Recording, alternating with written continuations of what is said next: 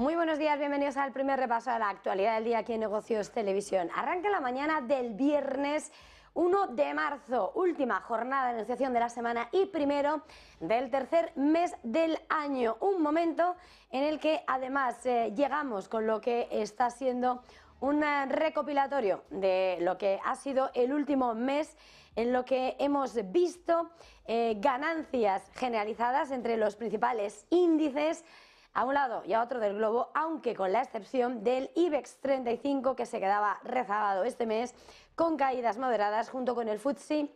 londinense y con esas subidas que hemos visto en el Eurostock 50 superiores al 5% hasta los 4.885 y que llegamos además después de haber visto una sesión de mayoría de órdenes compradoras en el mercado americano. En este contexto y con la mirada puesta en lo que está por venir, con unos futuros europeos que hablan de subidas esta mañana, futuros del DAX que suben un 0,37% y futuros americanos que también avanzan, el protagonismo nos hace mirar a China con el jarro de agua fría que han supuesto los últimos datos, esos datos de actividad del sector manufacturero, que suponen un nuevo jarro de agua fría y que constatan el quinto mes de lectura de lo que es retroceso en el comportamiento de la industria manufacturera en China, situándose por debajo de los 50 puntos y empeorando el escenario. Todo esto en plena cuenta atrás para que la próxima semana Pekín ponga sobre la mesa sus objetivos de crecimiento económico y estímulo fiscal para este año. Preocupación de los inversores en cuanto a cuál sea la evolución de la segunda economía del mundo, mientras desde Estados Unidos Joe Biden sigue vigilante a la amenaza de la industria automotriz china y ha ordenado una investigación sobre si los vehículos chinos conectados, incluidos los eléctricos, representan un riesgo para la seguridad de los Estados Unidos. Son sin lugar a dudas los grandes asuntos que en el lado más económico escriben la actualidad de esta mañana y que sin lugar a dudas se complementan con lo que son los grandes titulares del tablero internacional de la geopolítica que escribe la actualidad de esta mañana, y con esa reunión de urgencia del Consejo de Seguridad de la ONU que está analizando a puerta cerrada lo que ha sucedido en las últimas horas con el fallecimiento de un centenar de personas en torno a lo que iba a ser una entrega de ayuda humanitaria, y con las dos partes acusándose mutuamente y sin reivindicación de autoría sobre lo que ha sido ese tensionamiento, y en un momento en el que el secretario general de la ONU, Antonio Guterres, ha condenado el incidente en el norte de Gaza y en un contexto en el que el propio Joe Biden ha dicho cómo se enfrían las posibilidades que ponía sobre la mesa hace tan solo unos días, en los que decía que incluso el próximo lunes se podría alcanzar una tregua entre Israel y Hamas, y que ahora mismo, dice, está mucho más difícil. Protagonismo absoluto el de Oriente Medio, al mismo tiempo que, por supuesto, seguimos pendientes de lo que está siendo el enfrentamiento, la guerra de Rusia frente a Ucrania, y sobre todo con esas declaraciones del líder del Kremlin, del presidente ruso Vladimir Putin, que en las últimas horas en su discurso anual lanzaba ese discurso de nuevo de enfrentamiento frente a Occidente, frente a la OTAN, y advirtiendo de trágicas consecuencias si hay un envío de tropas a Ucrania, al tiempo que señalaba cómo sí es posible una guerra nuclear y que evidentemente eso es algo que no se tiene que olvidar, al tiempo que lucía de la capacidad nuclear del propio Kremlin, del propio gobierno de Moscú. Sin lugar a dudas, son los grandes asuntos que escriben la crónica de esta mañana, pero por supuesto la crónica empieza mirando a las titulares económicos que escriben la madrugada desde Asia. La economía de China acaba de volver a ofrecer un dato decepcionante, jarro de agua fría a medida que la actividad fabril y manufacturera se desacelera y eleva la presión sobre el presidente Xi Jinping para que haga más para impulsar el crecimiento y apuntalar la economía, de la segunda economía del mundo, y apenas días antes de que Pekín abra lo que es, sin lugar a dudas, el evento político anual más emblemático. El índice manufacturero del país se ha situado en 49,1, desde lo que ha sido una lectura previa también de contracción, pero ligeramente superior, 49,2 en enero, y en línea con lo que esperaba el consenso de analistas. Por debajo de 50, escenario de contracción y esa debilidad del PMI manufacturero que ya suma 5 meses consecutivos, y todos los meses desde marzo hasta septiembre. Se produce, decíamos, cuando Pekín tiene que inaugurar la próxima semana la reunión anual de su Parlamento formal, el Congreso Nacional del Pueblo, el martes, donde va a anunciar sus objetivos de crecimiento económico y estímulo fiscal para este año. Miles de delegados de todo el país van a llegar a Pekín la próxima semana para esa reunión, durante el cual el Partido Comunista también anunciará su presupuesto militar para el año, posibles cambios de personal de alto nivel y señalará sus prioridades políticas. Y con la mirada puesta en China, importante los riesgos que pone sobre la mesa la administración de Joe Biden, Estados Unidos. El jefe de la Casa Blanca ha ordenado una investigación sobre si los vehículos chinos conectados, esos vehículos chinos inteligentes, incluidos los eléctricos, representan un riesgo para la seguridad de los estadounidenses. Una orden que llega mientras intenta evitar que China inunde el mercado estadounidense con su industria automotriz. El presidente de Estados Unidos ha ordenado a su Departamento de Comercio que determine qué medidas debería tomar su administración para evitar que China socave la seguridad nacional mediante la exportación de esos vehículos conectados, según recoge hasta ahora Financial Times, señalando que la medida sin precedentes ha sido diseñada para garantizar que Estados Unidos mantenga lo que dijo que era su dinámica industria automotriz. Y junto con estas grandes cuestiones económicas de última hora y mirando al escenario internacional, clave la reunión a puerta cerrada que está celebrando el Consejo de Seguridad de Naciones Unidas. Reunión de emergencia a petición de Argelia en respuesta a la muerte de más de un centenar de palestinos durante una entrega de ayuda humanitaria en Gaza. Según ha señalado el embajador francés ante Naciones Unidas, Nicolas de Rivière, tras el suceso acaecido en el suroeste de Gaza y la muerte de más de 100 civiles mientras esperaban ayuda humanitaria, Argelia ha pedido la consulta del Consejo de Seguridad. Y en este marco, Antonio Guterres, el secretario general de Naciones Unidas, ha condenado el ataque contra palestinos que buscaban esa ayuda de emergencia para salvar sus vidas y lanzaba un nuevo llamamiento para una tregua entre Israel y Hamás. Condena de nuevo del secretario general de Naciones Unidas tras lo que ha sido ese último incidente en torno a un convoy de ayuda de emergencia que se ha saldado con la víctima de más de 100 fallecidos, y ha reclamado ese alto el fuego en la franja de Gaza. El portavoz de Guterres ha condenado el incidente en el que, al parecer, también más de un centenar de personas han resultado muertas o heridas mientras buscaban esa ayuda. Los civiles que necesitaban la ayuda, incluidos los del norte asediado, donde la ONU no ha podido entregar ayuda en más de una semana. Entre tanto, cruce de acusaciones entre ambas partes y ninguna reclamando la autoría. Unos hablando de que podrían ser los propios representantes, los conductores de esa ayuda de emergencia que procederían de Gaza, y otros acusando a los carros de combate israelíes. Desde Naciones Unidas se muestran consternados por el trágico balance humano del conflicto en Gaza, que ya arrancó a partir de los atentados del 7 de octubre, cuando Israel inició la ofensiva tras esos ataques de Hamás. Pendientes de Oriente Medio, pero por supuesto sin dejar de lado lo que está pasando en torno a la guerra en Ucrania y, por supuesto, lo que han sido las declaraciones del líder del Kremlin, del presidente ruso Vladimir Putin, en lo que ha sido su discurso anual y en el que ha vuelto a dirigirse y se ha mostrado sumamente contundente frente a la OTAN y, sobre todo, esa posibilidad que sobrevolaba esta semana a propuesta del presidente galo, Emmanuel Macron, de enviar tropas a Ucrania. Decía Putin que el envío de tropas lo que haría sería complicar y dificultar aún más la situación, incluso señalaba consecuencias trágicas en un momento en el que en su discurso no dejaba de subrayar cómo sí es posible una guerra nuclear y advertía que no entendía cómo desde Occidente se había olvidado lo que era una guerra, al tiempo que presumía de la capacidad y el perfecto estado de las fuerzas armamentísticas y las fuerzas nucleares de la propia Rusia. Vamos a escuchar a Vladimir Putin. Ellos deben de entender por fin que nosotros también tenemos armas y saben, y yo acabo de enumerar algunas de las armas que también pueden alcanzar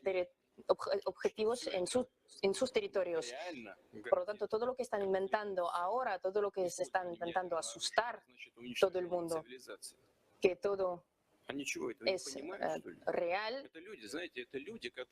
que puede realmente ser un conflicto y puede llevar a un conflicto nuclear y hacer desaparecer una civilización. No lo entienden. Estas personas no se olvidaron lo que es una guerra. Una declaración de más de 2 horas de duración que seguimos aquí en Detalle Negocios Televisión y en la que Vladimir Putin además rechazaba todos los argumentos y acusaciones que se han vertido sobre Rusia en los últimos tiempos, incluido el hecho de que quisiera poner en el espacio armas nucleares. Vamos a escuchar a Putin. Están intentando hablar de una estabilidad, pero a la vez intentan terminar con nosotros. Quieren nuestra derrota en el campo de guerra, pero es una hipocresía absoluta. Nos dicen que están hablando que queremos poner armas nucleares en el espacio. Estos son falsos. Esto es simplemente para que nosotros podamos someternos y negociar condiciones exclusivamente interesantes solamente para los Estados Unidos. Y nuestras propuestas se están bloqueando. Por ejemplo, el proyecto de no proliferación de las armas en el espacio que nosotros hemos preparado en 2008. No había ninguna reacción a esta propuesta. Ese discurso en el que, por cierto, además Putin trataba de introducir la idea de que la inversión además tiene que producirse en la propia Rusia, buscando su propia soberanía tecnológica y señalando la importancia de invertir en esa I+D. Entre tanto, más asuntos porque el ministro de Finanzas alemán Christian Lindner ha advertido que no va a aceptar ningún comunicado del G20, del grupo de los 20, de las 20 compañías más industrializadas del mundo, que omita la mención de la guerra en Ucrania. La aprobación del comunicado depende, dice, de que se refleje la situación geopolítica y de que se diga que están hablando de esas cuestiones y que no es lo mismo de siempre. Declaraciones a la prensa en la que el alemán añadía que no pueden escapar del hecho de que se esté librando esa guerra contra Ucrania. Según el borrador al que ha tenido acceso Bloomberg, se hace referencia a conflictos en muchas regiones del mundo, entre los desafíos, sin nombrarlos, así como las tensiones geoeconómicas. Un texto, un borrador que no es definitivo y que aún podría cambiar. El propio Lindner apuntaba que hay motivos para confiar que habrá un comunicado y se ha preparado ese borrador en el que se discuten esas cuestiones geopolíticas. Y también desde Alemania, atención a las advertencias que han puesto sobre la mesa y que no dejan de despertar la tensión, porque la ministra de Exteriores germana, Annalena Baerbock, ha alertado de que los recientes acontecimientos en Moldavia, donde, recordemos, la región separatista de Transnistria ha pedido la protección a Rusia, muestran similitud con lo ocurrido en Ucrania durante los primeros compases del conflicto, cuando Moscú se anexionó la península de Crimea. Decía la jefa de la diplomacia alemana que los falsos referéndum, que los procedimientos falsos para desestabilizar otro país son una violación del derecho internacional. Ha asegurado Baerbock que la diplomacia alemana es consciente desde hace años de la desestabilización en Moldavia por parte de terceros. El Parlamento de la región de Moldavia, afín a Rusia, recordemos, aprobaba esta semana una resolución en la que se dirigía al Consejo de la Federación y de la Duma rusa con la petición de que apliquen medidas para proteger a Transnistria ante la creciente presión de Moldavia. Y entrando ya en la lectura más económica y bursátil de las últimas horas, clave lo que hemos visto en el mercado americano en lo que ha supuesto la última jornada de negociación del mes de febrero y en el que hemos visto al Nasdaq registrar un cierre récord y en el que hemos visto además como la mayor parte de los índices en Wall Street se anotaban ganancias. El S&P 500 terminaba en los 5.096 puntos. El Dow Jones subía un 0,12% hasta los 38.996 y acumulando, por tanto, una subida del 2% en el mes y cosechando, por tanto, esos 4 meses consecutivos, racha de 4 meses consecutivos de ganancias que no conseguía desde mayo de 2021, de hace 2 años. Por su parte, el Nasdaq 100 también subía casi un 1%, superando los 18.040 puntos al cierre de la sesión.